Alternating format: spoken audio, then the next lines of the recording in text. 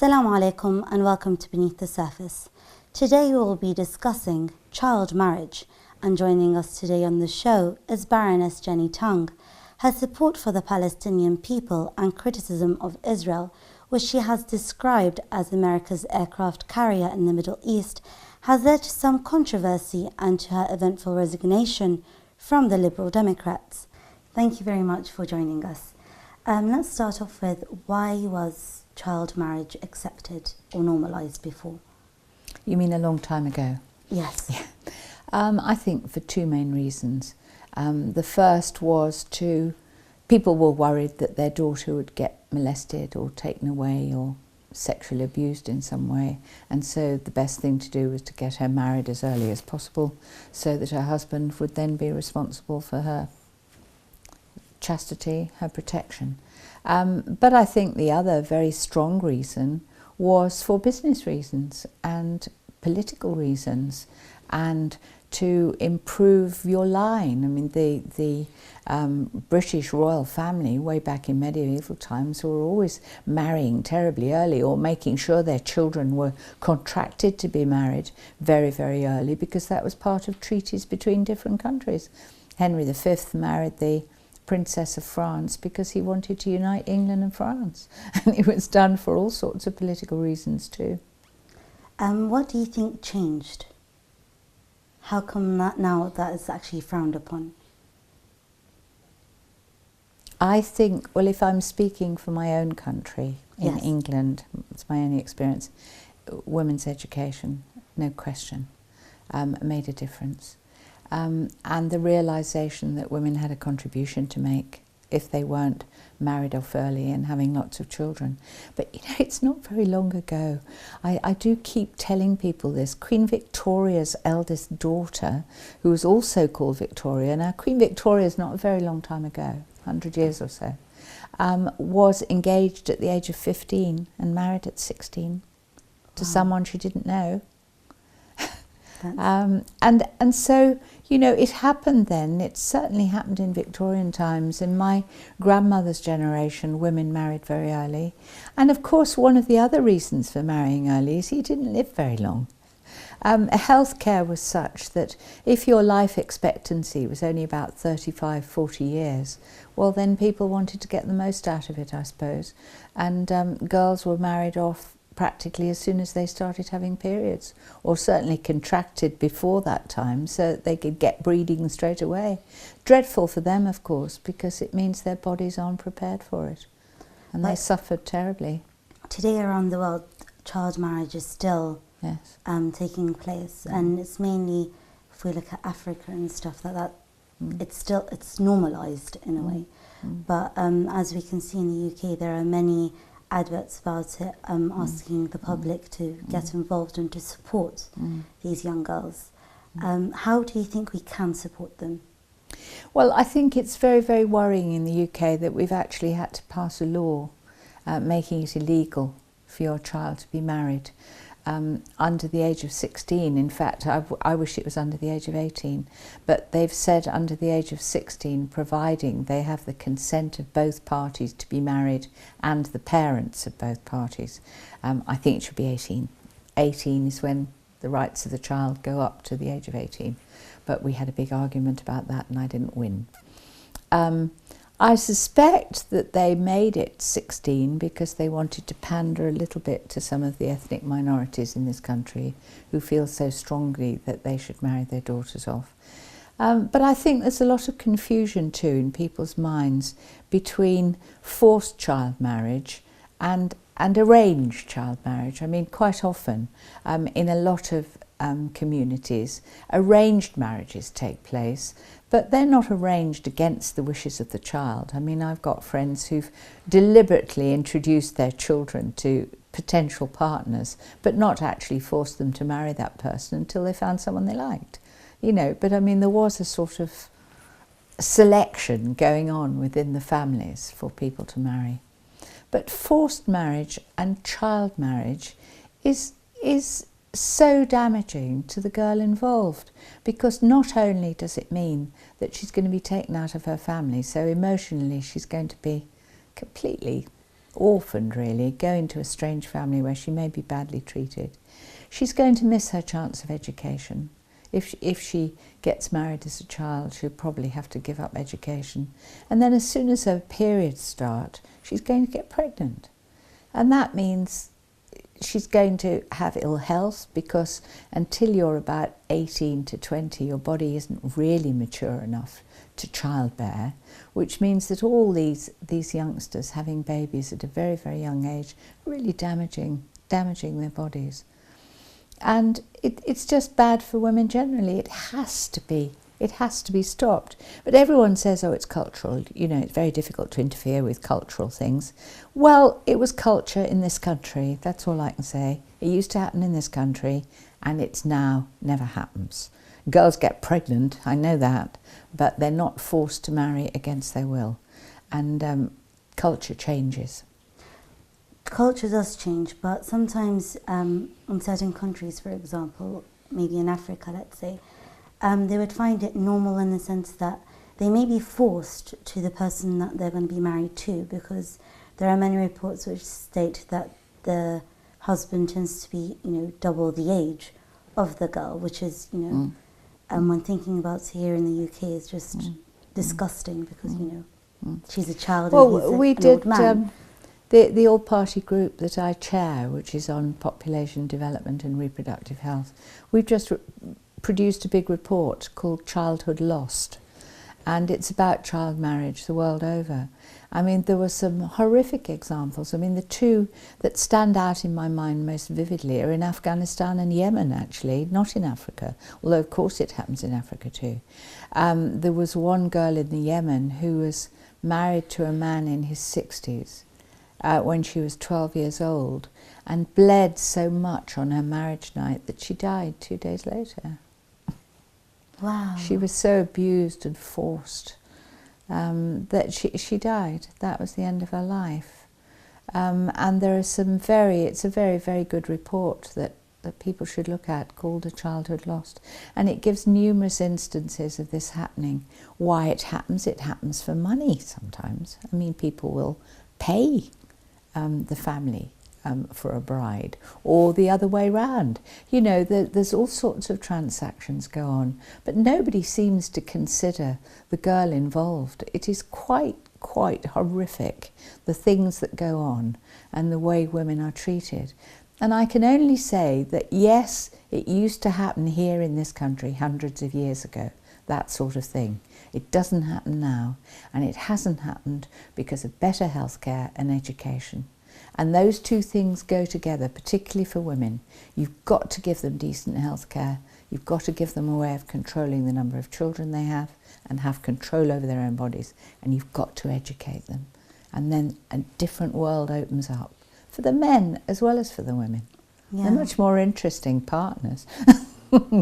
Yeah, sorry, but the 12-year-old that passed away, that's just really shocking. It's absolutely shocking, and it wasn't the only example. From those examples that happen, don't you think people would learn from each other? Yeah, well, you would hope they would, but I mean, it's not for Britain to legislate what happens in the Yemen.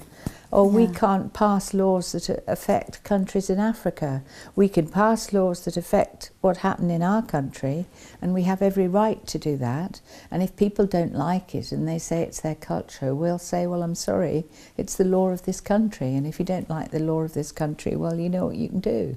I mean, you really do have to abide by law. Of course. But we can only hope that gradually, as, this phrase globalization, things are changing, in the world. Things really are getting better. Women's health is getting better. There is now, since the year 2000, since then, with this big effort being made in development, all girls and all boys in the world are getting primary education. Now, that didn't happen before. I mean, girls are getting primary education. No, they're not all going on to secondary and university, but they're all getting primary education. They're learning to read and write. And so things are getting better, they are changing. But somehow when you're living through it, it's not fast enough, is it? Yeah. You want it to happen like next week. I think with the fast pace of life, you just expect everything to be fast. But I think what has speeded everything up is telecommunications, mobile phones, the internet, of course. People can access things like that. But I think mobile phones, you know, particularly for healthcare, in a lot of very remote places of the world, you can get healthcare advice on your mobile phone. You know, and all sorts of things like that. Modern technology is bringing the world closer and closer together, and seeing that, hey, they don't do that over there in that country. Oh, I wish we could change things here. You know, in the end, there is pressure from the ordinary people in the population to actually get things changed. But in Africa, because you know, child marriage is still taking place, and in Afghanistan, and they're using the whole, you know, culture flag, which is, you know, kind of putting people aside because they can't argue that as much. Don't you think that with the internet and with everything else, that the people would, you know, change or just... But they are changing. You say in Africa, and I think that's a bit unfair, really, because Africa is a huge, huge continent with many, many different countries within it. And some of those countries within Africa are making huge progress. I mean, one I know really, really well is Rwanda, which had a terrible genocide in 1994. And yet Rwanda has improved its healthcare, it's brought its family size down to just over 2. All the girls are in full education, all the children are being vaccinated, and it's becoming the high-tech centre of Africa. So don't think, when you say Africa, don't think Rwanda. And there are other countries all over Africa that are improving. Look at Nigeria recently. Now, people say a lot of terrible things about Nigeria, but they are the only country in Africa that stopped Ebola spreading. And they've been declared, today they're being declared Ebola-free, because their healthcare has become so efficient in Nigeria that they knew what to do as soon as they diagnosed the first case. That's great. And, you know, so there are countries that are making strides. There are countries that are not. But we can only hope that it all gradually catches on and gets better and better.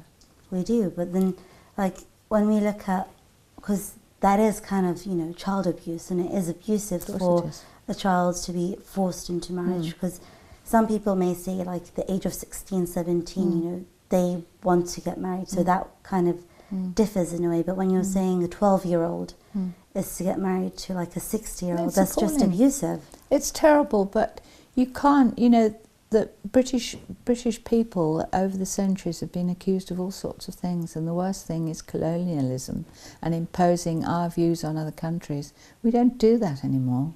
We don't have colonial rule anymore. We don't rule other countries. And we cannot say what they're going to do within their countries. They have to change themselves. That's true, but wouldn't they, I'm not saying for them to be colonial, but for them to have, like, a bit of pressure, in the sense, like, in a certain country that would be forcing girls to get married at a young age, telling them, no, let them finish off their education, like in the UK, for example. Well, there are all sorts of laws that, for example, the European Union, when they have trade agreements with certain countries, they are subject to human rights law. So each side has to obey human rights, and that would come into it. I mean, a lot of the North African countries actually have trade with the European Union on condition that they adhere to the Convention on Human Rights. Israel does, interestingly. But Israel doesn't actually fulfill that part, and one, you know, is always questioning why they get away with it, because their treatment of the Palestinians is so appalling. But there are those methods. You're quite right, you can do it. You can say, we will trade with you providing this or that. But you have to remember too that, for example, if we want oil so desperately to make our economy tick, we're not going to be in the position to dictate to Saudi Arabia what they do within their own country to their own people. No, but you can, like with Saudi Arabia, for example, because they have this whole thing that a female isn't allowed to drive, and a female has to be accompanied by, you know, a male from her family and stuff. They can kind of, because it has changed in Jeddah, like there's more, let's say, democracy. The females there are more liberated in the sense that they're not forced to wear the niqab. But it's coming, you see. Do you see what I mean? It's Yeah. changing. Even in Saudi Arabia, it's changing. Things are changing all the time, but it doesn't happen quickly. Yeah. It happens agonisingly slowly in some places. But we can affect things, yes, by trade agreements and whether we include them in the family of nations. But a lot of people would argue that you mustn't exclude people from the family of nations because that isolates them and makes them even worse. So it's better to keep things within the United Nations. And really, all members of the United Nations, for example, are signed up to the Convention on Human Rights. I mean, it's a basic principle of the United Nations, you know, that was declared when the United Nations was formed, that any member state actually respects human rights. Maybe we should have inspectors running around the world saying... But with that, like, as you mentioned Israel, the human rights isn't really doing much because with the situation in Israel and Palestine, you know, with the amount of people that were killed, you would think that they would do something. So if they didn't do anything about that, then of course they're not going to do anything for the children. The power of the Israeli government over Western governments and the USA in particular is just enormous. And at the moment they appear to be getting away with anything. They abuse the human rights of Palestinians, they abuse the rights of Arab Israelis living within Israel, they break international law and they break the Geneva Convention. They do all of those things and they have done over and over again. And our governments say, oh, we do not agree with this. Oh, you must not build settlements because that's illegal. It's against the Geneva Convention to take other people's land. You must not do this, but we take no action. And we take no action because of the strength of the Israel lobby, which are people in America and all over Europe who persuade our governments all the time by all sorts of means, business deals and, you know, financial preferences and all sorts of things, that you must always stand by Israel. And then also there is a terrible fear that we would be accused of anti-Semitism. And that's why a lot of people won't speak out. Anti-Semitism differs though when we... Well, yeah, of course it's different. We're criticising Israel, we're not criticising Jews. And there are a lot of Jewish people who work with me in the same organisations to campaign against what Israel is doing. So as far as I'm concerned, Israel is a different entity. Israel actually does not behave like Jewish people do. No, It's just not like them. Jewish people are lovely. Traditionally, and their culture is a lovely culture. But Israel is not behaving like that. In the way they treat the Palestinians is appalling. And one day, we shall see an end to it. But I don't know when. Hopefully we'll see it soon. Oh, goodness, yes. Speaking of abuse and human rights, in the UK, every 6 seconds, especially in England that is, there's domestic violence. Why? If I could answer that question, I might be on the road to stopping it. It's like you wouldn't expect that here though. No, and the government is very concerned about it. I mean, there's been conferences on the issue.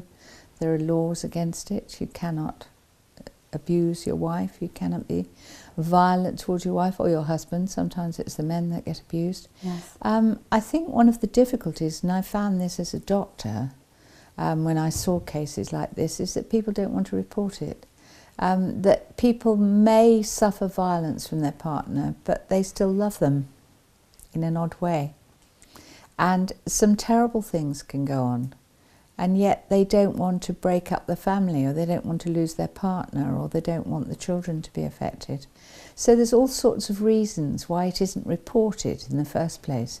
But when it is reported, I mean, there are laws against it. I mean, something can be done.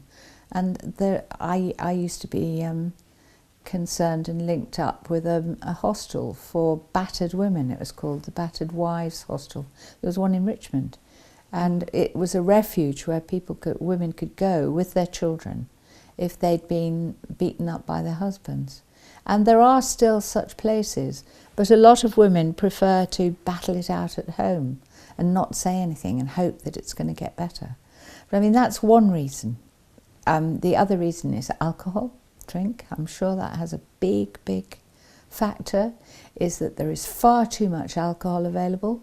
I wouldn't ban it completely, but it's available in supermarkets, it's cheap, it's easy to get, and people drink far too much. And you can see, actually on the radio this morning they were saying what a big problem alcohol is becoming, because people are dying of liver disease because they all drink too much. Well, if you drink, you get violent and you have rows and you start fighting. And so I think alcohol is another problem in our society. And of course, with the recession, violence is probably precipitated by a man being at home all day, or not having enough money to look after his children, get irritated and fed up and not doing anything at all except getting angry. And really so there are lots and lots of factors. But with the not reporting, sometimes, as you said, like a female would be abused, and because she wouldn't want to break up her family and get the children lost in a way, she wouldn't report it. She would just keep it between her and her husband. But one of the problems we can see is if she was to report it, but then they get their issues resolved, that because she reported is another problem that would always be between their marriage. So do you think there's, like some type of counselling that someone can do? Well, we have a very good organisation called Relate, which is a marriage guidance counselling. I think a lot of the churches and the mosques actually do counselling. I'm not sure about the mosques, but I cannot believe that the Muslim community don't have some sort of service. There are organisations, I remember working, I was based up in Southall for a long time. There's something called the Black Sisters of Southall, very famous organisation who actually help women. There are social services departments in every council. I mean, there are places where people can go for help, but it's actually getting them to go there and admitting that it's happening, which is the difficulty. That is difficult, because for somebody else to know that you're abused, it's quite hard. Yes, it is. You don't want to admit it, do you? Because no, you wouldn't want to admit that the person that you married and dedicated your life to is abusing you. Mm. But at the same time, females are also abusing males. Yes, I've seen that too in my practice. It's not as common, but it does happen. And I think it's a combination of deprivation, poverty, alcohol, and some people just don't get on and they resort to violence. It's the only way they can see, and maybe that's something to do with the way they were brought up themselves. People were violent to them, and therefore their only answer to things is to be violent. Yeah, there was actually a report which they asked a lot of people what they would do if their partner cheated on them, and they said that they would abuse them, and it's just like, isn't there another way out of it? Yes, that's extraordinary, isn't it? Because when you think how much infidelity does go on, particularly, dare I say it, male infidelity within a marriage over a long period, and women do it too, it's the only answer to be violent. I mean, can we not accept that sometimes this happens, it can be resolved, and they can go on being married very happily despite that? It doesn't require abuse and beating someone up. It requires talking about and perhaps making more effort on the relationship to make it good and it's not just that, like, they can if the problem was bigger than they both actually thought, they can either leave one another, or they can just, as you said, speak about it and overcome the issues they have in the marriage to begin with. Talk about it. But it's very, because it is taking place a lot in the UK, and you hear sometimes from places around the world that it happens because of culture and because of a man has to be superior and he's in charge of everything. So I think it happens in all societies. Yeah. All over the world there's violence within marriages of different degrees. And I think that it happens less when societies are more affluent and, dare I say it, more equally based, so that people aren't too envious of things. And I think also, I really am, I'm not I think there is too much license, too much freedom, too much access to alcohol, access to sexual images. All of these things have made our society a more violent society. And if you watch any television programme, some of the stuff my grandchildren watch, some very violent images go on television all the time. Yeah. And the computer games they play. Now, I'm beginning to sound like one of those old fogies, you know, that thinks all these things should be banned. I don't. But I do worry about people getting used to looking at violence. Yeah, they should be limited in a sense. Yes, that if you get used to looking at it, you don't take any notice of it anymore, and therefore, is it possible that you may do it to yourself, to other people? No, because about the child, the video games, sorry, there are a lot of parents have, you know, asked the government to kind of like decrease the violence that actually takes place, but according to the children, they prefer that. They prefer the more violence that's involved, and it's like, is it something within a child themselves? Do they have to express that side? It's very interesting, this. I mean, you're getting very, very deep into very interesting issues now. But I can remember the only really violent thing I saw as a child was Tom and Jerry cartoons. Now, actually, if you look at them, they are extremely violent. Yeah. I mean, the poor cat gets flattened and many times and shredded, and you know, all of these things happen. But of course, it's not real, is it? Yeah. The sort of violence a lot of children are watching now, I think, is very real. Films are very real. It seems to me that people can't produce a film or a television programme even if it doesn't have violence and sex. And preferably violent sex as well. You know, that all of those ingredients seem to be selling factors. But one of the things they do say towards the end of the programme is, you know, if you've experienced something like this, or if you know someone who's facing this situation, then this is where you can report it. So they kind of do put that, but it's just like... but it's a bit of an afterthought, isn't it? Yeah. Do we have to have it in the first place? I don't know. And as far as children's... games, you know, computer games and things, I mean, there are parental locks. One of the reasons my grandchildren, I suspect, like to come to my house is because I haven't got a parental lock on my computer. I don't know how to do it, but I do watch them very carefully. But I know their parents have, and they're limited to their computer time, and there's definitely things they can't access. But I do worry that it becomes commonplace to watch violence and to watch violent sexual activity, and therefore people don't take any notice of it and they think it's normal. Yeah, that is a problem.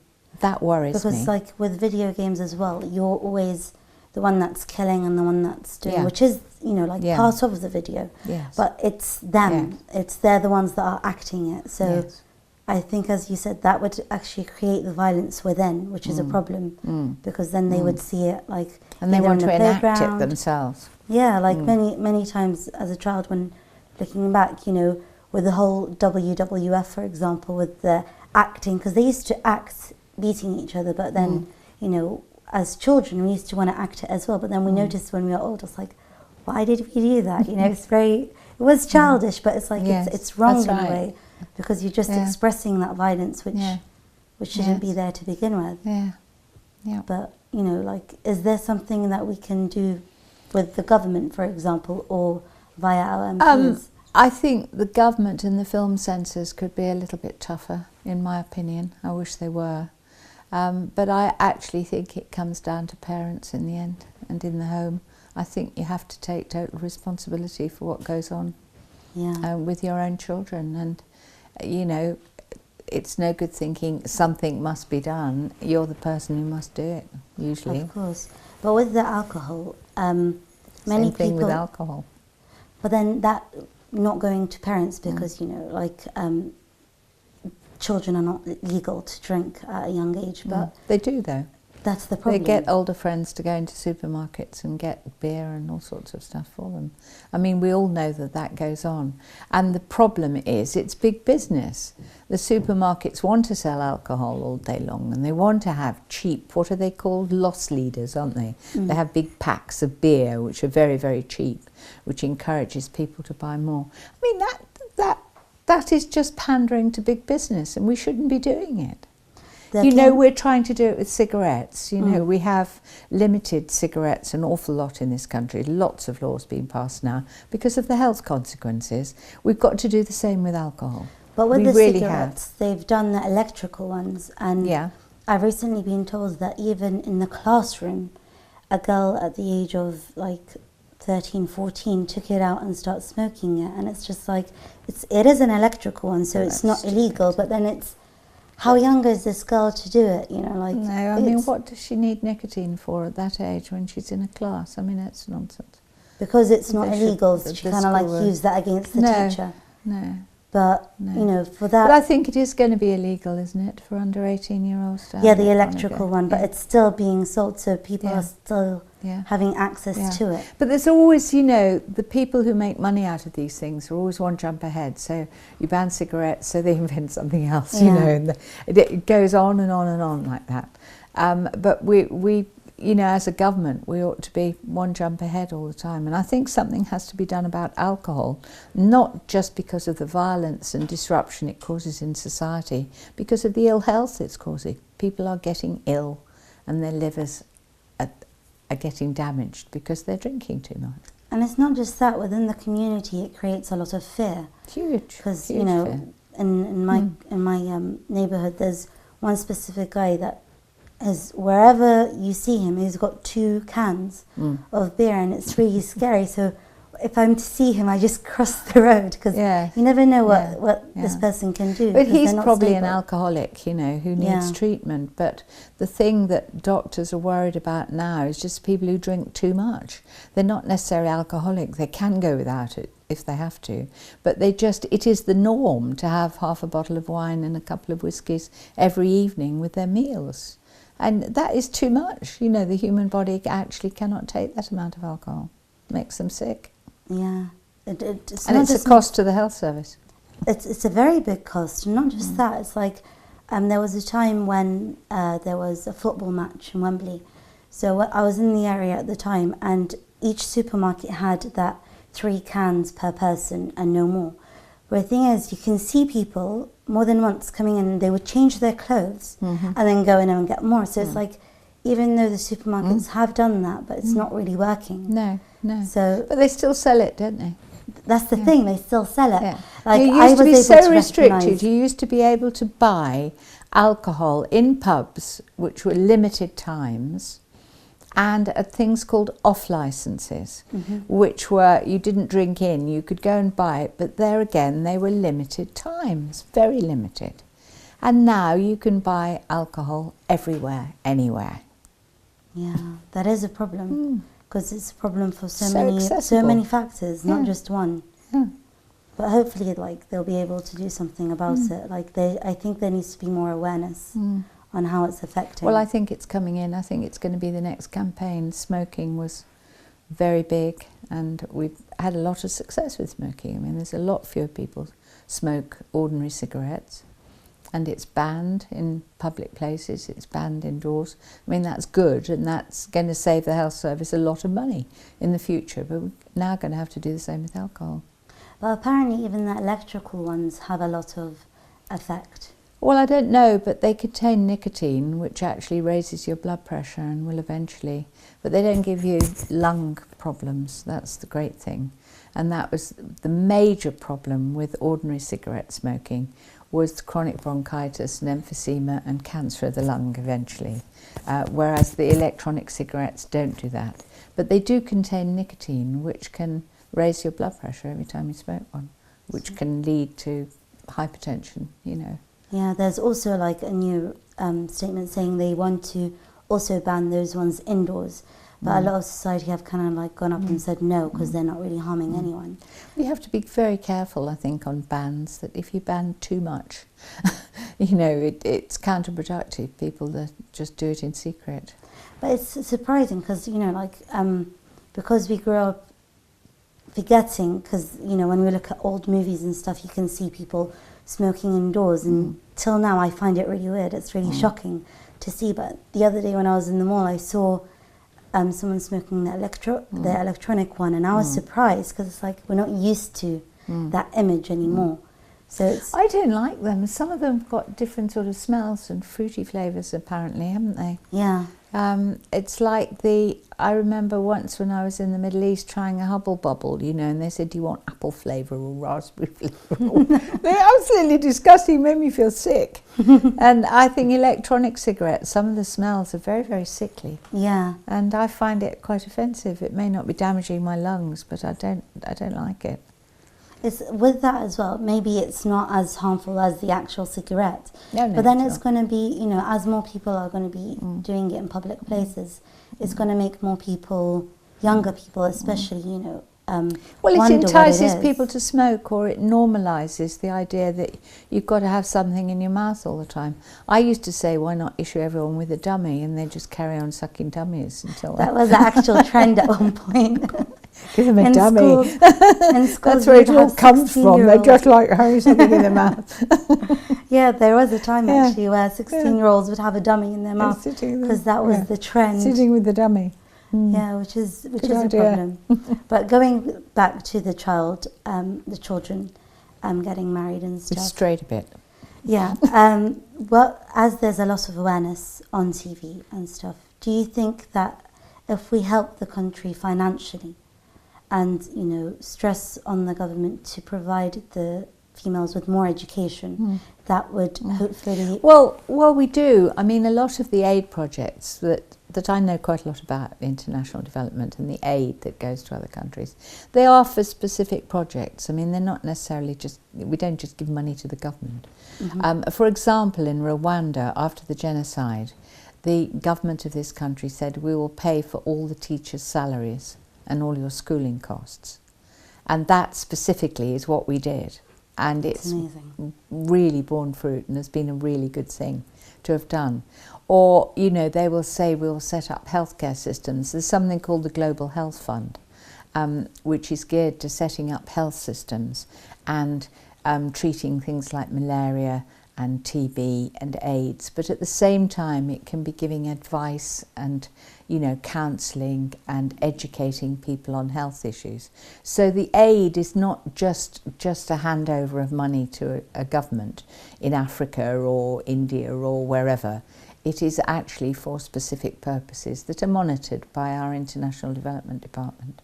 Hopefully more people would actually get involved in that and support people in aid. Thank you very much for joining us, and hopefully we'll see you again on the show. Okay, Thank you very much for watching. See you next time on Beneath the Surface.